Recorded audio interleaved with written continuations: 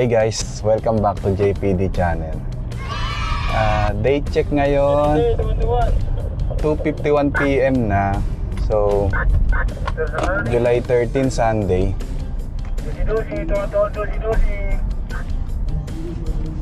Papunta kami ngayon guys sa mall sa Bikutan. Meron kaming transaction doon. Transaction. Yan, habang guys, nasa biyahe tayo, gawa na natin ng 1-year review itong Kia Sonet. Kasi 1 year and 1 month na natin siyang gamit. So, ang na-expect natin for today's vlog is ano yung mga experience natin, good experience, and siyempre meron din tayong bad experience. So, sa mga bago pa lang sa channel ko guys, I do vlogging, especially the Sonet review. Marami tayong mga naging Sonet review. Ipakita natin dito yung mga sa description box yung mga naging Sonet review natin. So, ito rin yung mga nakatulong guys sa mga bagong Kia Sonet owners. Hope lalo na sa mga aspiring Sonet owners and yung mga nagbabalak ng bumili. This vlog is for you guys. And guys, hindi to sponsored ng Kia. So, ito, pwedeng hindi nyo to na-experience or pwedeng sa akin lang. So, yan. Let's go, let's go.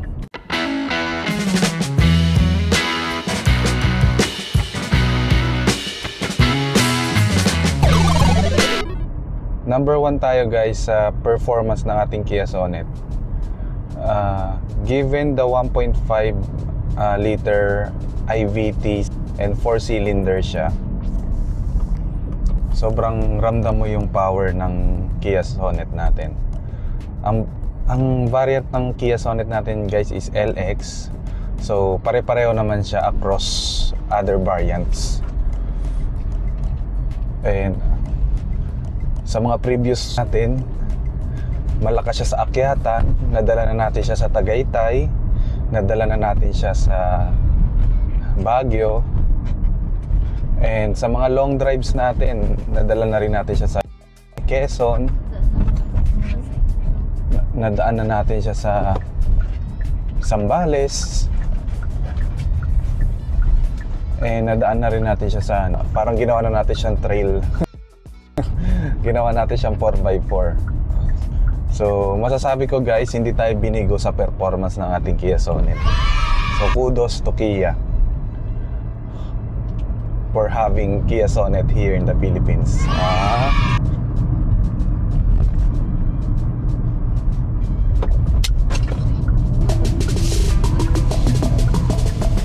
Stop recording. Pagdating naman sa natin guys, sa ground clearance,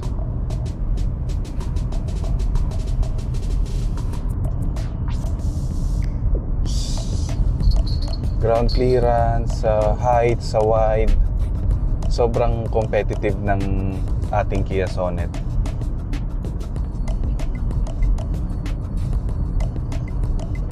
Lagi kong sinasabi sa vlog ko guys, siya, hindi ka talaga niya igagater. Never pa ako nag-gutter dito guys. And sa mga pinagpaparkan natin, sumasampa talaga tayo sa gutter guys. So masasabi ko, yun yung pinaka isa sa plus point factor sa atin ni Kia Sonet. Kasi, lalo na yung gulong niya guys, naka tayo, 16 inches and alloy wheels na siya, 2-tone alloy wheel.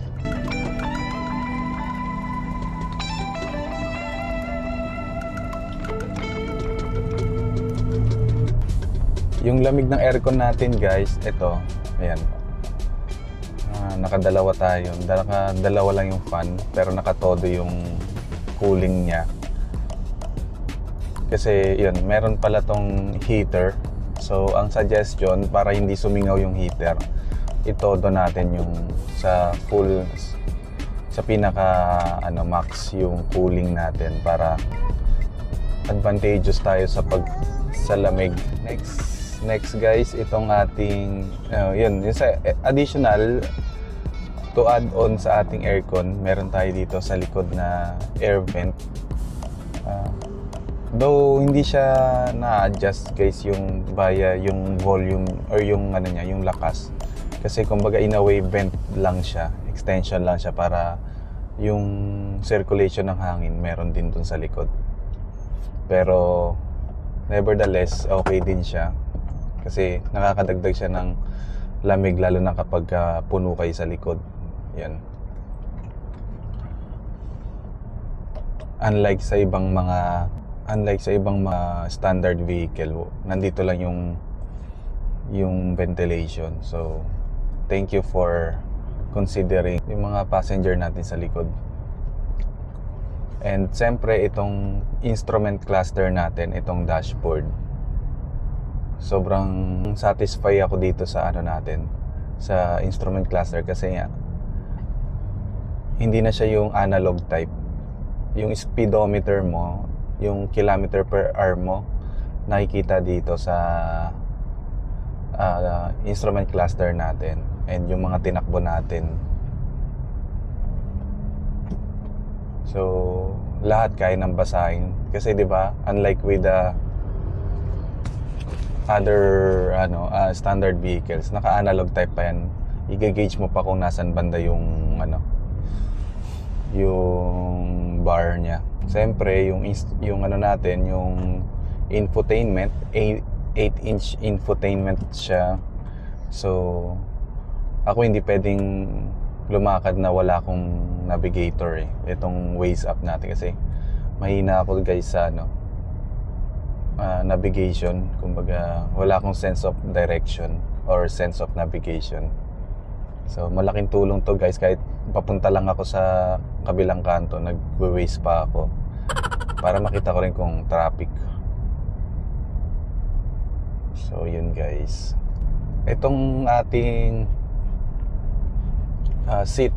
So, although hindi siya leather, which is mas gusto ko na hindi siya leather kasi knowing sa Pilipinas na tropical country, madalas talaga mainit, and lalo na kapag nagpa-park ka sa outdoor, pagkapasok mo ng sasakyan mo sobrang init kapag leather. Pero dito dahil na-absorb niya lang yung heat, mabilis nawawala yung init kapag gagamitin mo na yung kotse. So although wala siyang seat height adjustment, nasa 5'8" naman yung height ko. So hindi ako nagkakaroon ng problem sa visibility ko dito, lalo na kita ko naman yung hood ng kotse natin. So sa mga nagtatanong kung pwede siya sa below 5 feet or I suggest talagang i-test drive, lalo na sa mga girl driver, lady driver. I suggest i-test drive kasi kanya-kanya kasi ng yung preferences. Pero kung ayaw natin maging issue yung seat height adjustment, I suggest go tayo sa next variant, which is the EX or the SX, kasi doon pwede na nating i-adjust. Kasi isa yun sa consideration ko sa next vehicle. Minsan kasi gusto ko sobrang baba ng upuan ko, parang racing lang. Ito kasi sakto lang na nakaupo.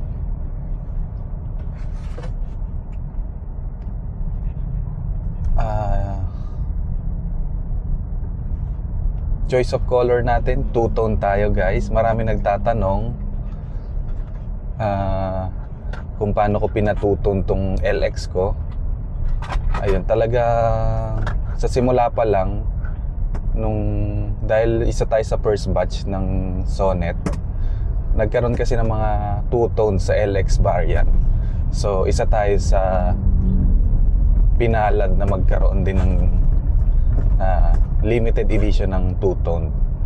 And nung nakuha natin yung ORCR, included siya sa ORCR na Snow White Pearl with black siya. Parang ganon yung nakalagay.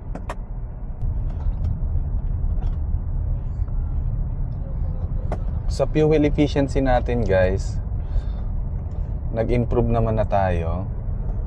Dating ang average natin simula nung sa buong taon natin, ang average natin guys nasa ano lang 8.5 up to 9 km per liters. Accumulation yun guys simula nung ginamit natin si Sonet. Pero ngayon dahil nag-cut off na, nagkaroon na ng cut off, ang ating accumulated info na natin is nasa 10 kilometers per liter. So fuel efficiency is subjective guys, depende kasi sa APAC, sa manner ng pagdadrive ng owner, and sa mga settings natin, sa mga idle time.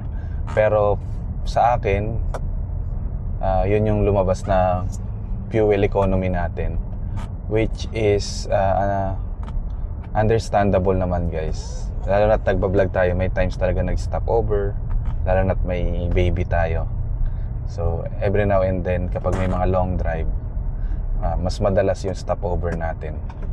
Pero yan, still not an issue. I'm okay with the fuel economy ng Sonet, given na ano siya, 1.5 engine na small SUV. Isa pa sa nagustuhan natin guys, yung wiper natin. Meron tayo sa likod.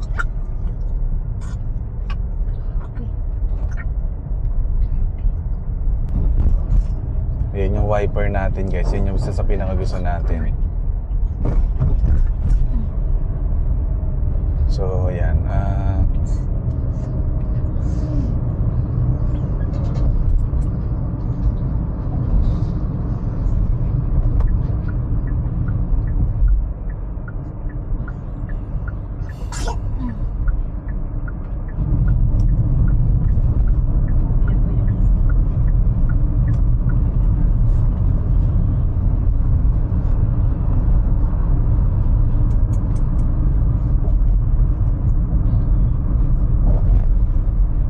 meron tayong rear wiper at yan, lagi nating nagagamit yan lalo na pag umuulan. Yung side mirror natin, although hindi siya power fold na type, manual pa siyang tinutupi. Pero yun, yung turn signal lights niya is nandun din sa side mirror. Sobrang ano rin, okay na okay yun guys, kasi hindi siya kagaya ng ibang standard vehicle na nasa body lang yung turn signals. Pero ito nasa ano niya, nasa side mirror.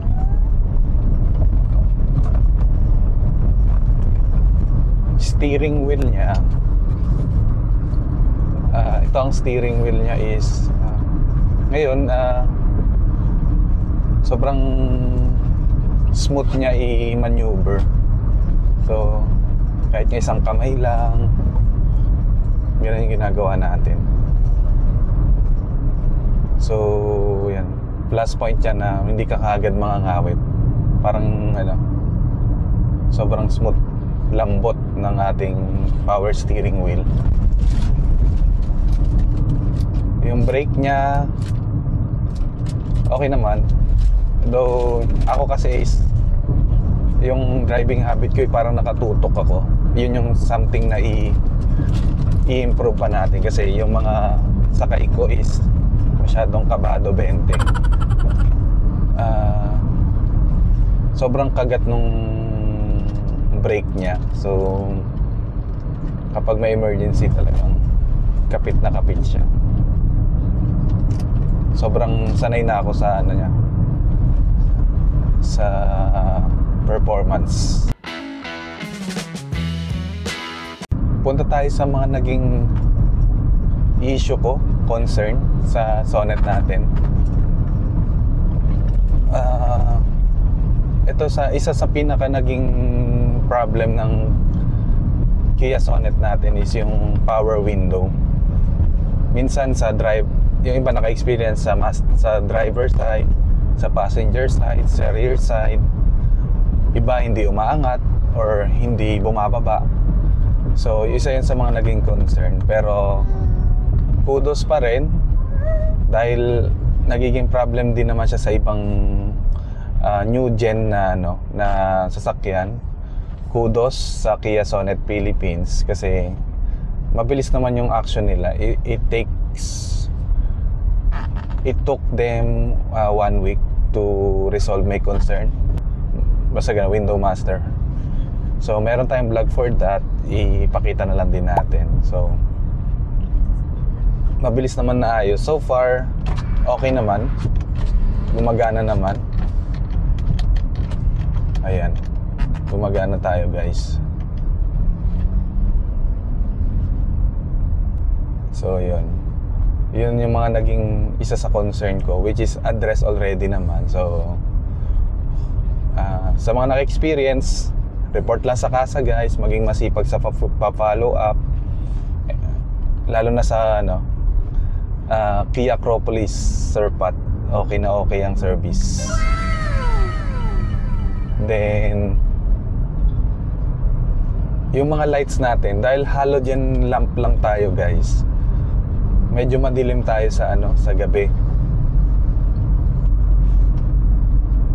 So recently nag-upload ako ng vlog na pinalitan natin ng LED yung headlight natin para kung meron man tayong long drive sa gabi na walang masyadong ilaw sa pupuntahan, walang street light, hindi tayo mag-aalala about sa visibility natin. So though hindi ko sinasabi, guys, na yun na yung pinaka-accurate na LED kasi marami namang magaganda rin, pero ito kasi is na-test na nung mga Kia Sonet community natin and nakasunod lang naman tayo. So kung may maisip kayo, guys, na mas okay, ayun, i-share natin, guys, sa community para maging reference ng fellow Kia Sonet community. Although nabasa ko kasi na yung headlight natin is reflector, hindi recommended yung LED na plug and play. Tingnan natin kung ano yung pwede nating improvement in that area. So far magkakasya muna tayo doon sa ganong klase kasi nga sayang naman hindi natin ma-utilize kung papalitan natin agad. Pero kapag nakahanap na tayo ng mas okay, edi ayun, vlog natin, guys. Ano na ba yung mga ginawa nating upgrade or binili nating accessories sa ating Kia Sonet? Ayun, guys, ayun, nasabi ko naman na yung LED light sa headlight is pinalitan na natin. Nasa around 4,000 din yun. Pero kung may mga discount voucher tayo sa Orange app, mas magiging mura siya, guys. Nabili na rin natin yung deep dish mattings natin, guys, sa kasa kasi reimbursable naman kasi siya sa company. Pero meron namang ibang mga nasa online, so mas mura siya. Pero sa akin kasi kailangan naka OR, official receipt, and decente naman kasi talaga yung nasa OEM ng Kia Sonet natin. So yun, yung deep dish mattings natin is doon natin binili sa kasa. We have vlog about that also. And sinabay din natin yung luggage tray doon sa may trunk area natin.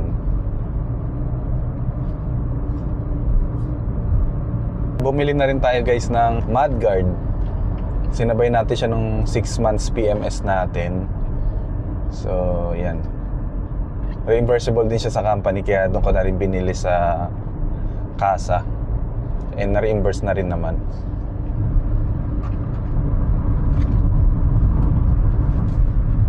Ito tayo sa SLEX. Papasok tayo SLEX.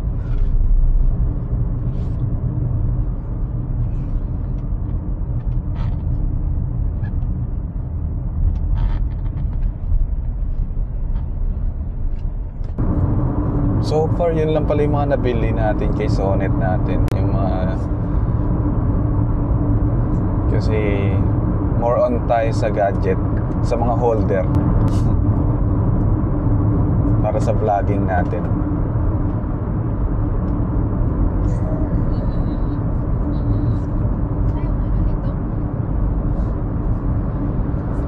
Ah, ang galing. Pagka S-Lex, ano na, andun na agad.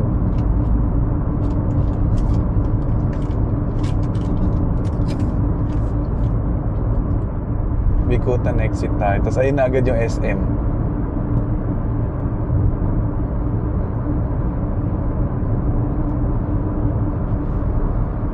So idagdag ko guys yung pinaka nag-enjoy akong gamitin dito sa ating Kia Sonet, yung cruise control natin.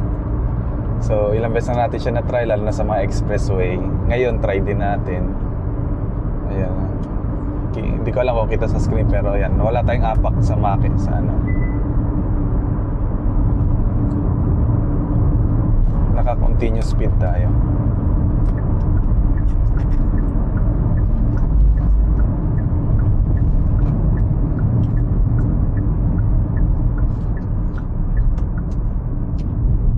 Bilis lang natin. Dito na tayo sa Bikutan. Ayun na pala, ang laki ng SM oh. Ayun guys, nandito na tayo sa mall.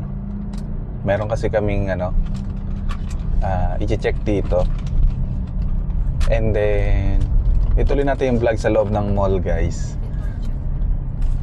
Kasi ano natin yung mga future plans nating i-upgrade dito sa ating Kia Sonet.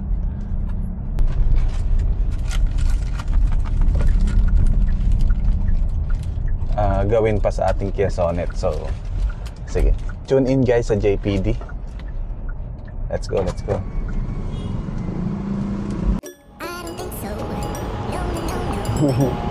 Ayun si Sonet natin. Punta tayo sa mall. Nag-mall na naman.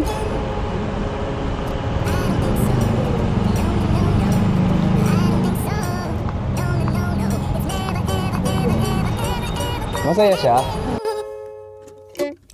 So, no, no, no, no. Maybe someday you'll have it your way. Maybe someday it'll all work out. Ha? Lagay mo. Dito lang sa gilid. Okay na? Okay na? Oo.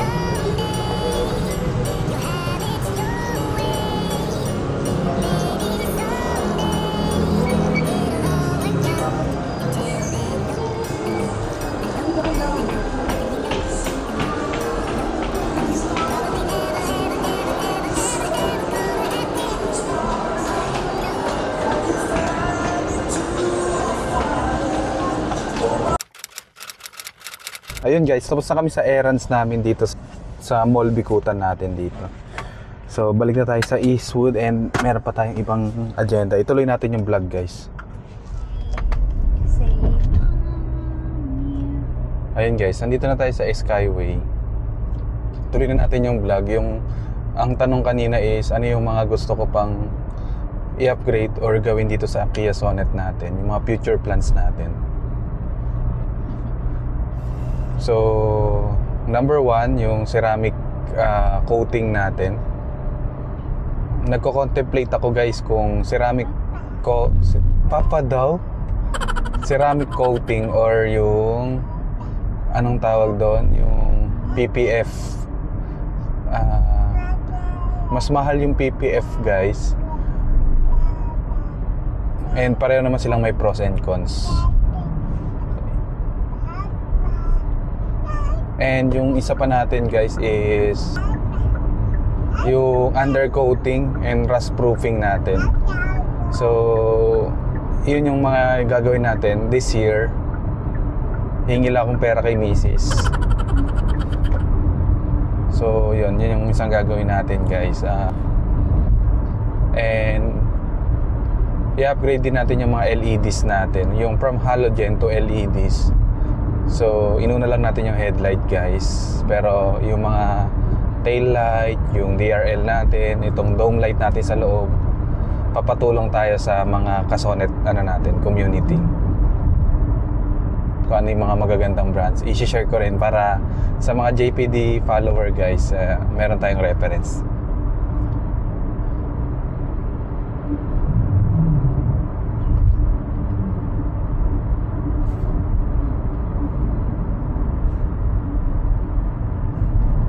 Magpapalagay din tayo ng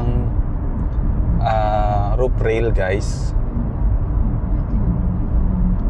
Yung parang ano lang, yung kinakapit na lang, parang yung sa mga tulay ba tawag doon, Labi? Basta yun. Nagpapapa siya.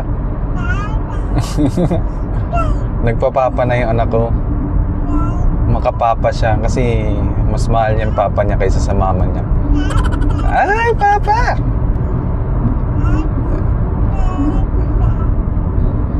Ang bait naman niya ni Jet.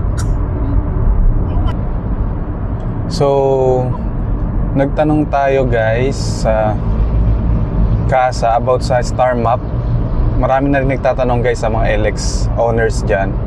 Talagang hindi tayo nabibigyan pa ng chance na makapagpalit ng Star Map kasi gusto nila i-exclusive yan sa EX saka sa SX. So hindi nila ino-offer sa after market na magpalit, magpa-install ng Star Map. Bukod sa walang Star Map assembly, wala, hindi sila nagpo-produce guys. Hintay-hintay na lang tayo kasi yun, sa request natin, kapag marami na tayong may request, baka mapagbigyan na tayo guys. Yung wiper niya, kasi kung mapapansin nyo, parang hindi siya nakakatanggal. Pero tinanti natin baka sa acid rain, sabi ng isa nating ka-Sonet. Hindi pa kasi tayo nakakapag-acid rain remover, parang ganun. Ayun, kung meron kayo guys na recommendation na swak sa natin, sa wiper natin, sa pin, comment down below guys.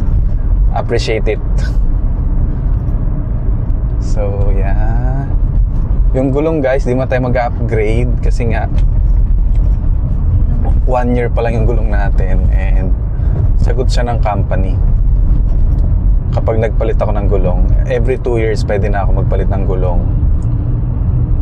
And yung battery natin guys, surprisingly, lumagpas na tayo sa 1 year. Sana hindi pa siya ma-drain or hindi pa siya ma-discharge. Laking tulong kasi nga kapag kapag napalitan yung battery natin, 5,000 pesos din siguro yun. Pero naman yun, sagot ng company, kailangan ko lang abunawan muna.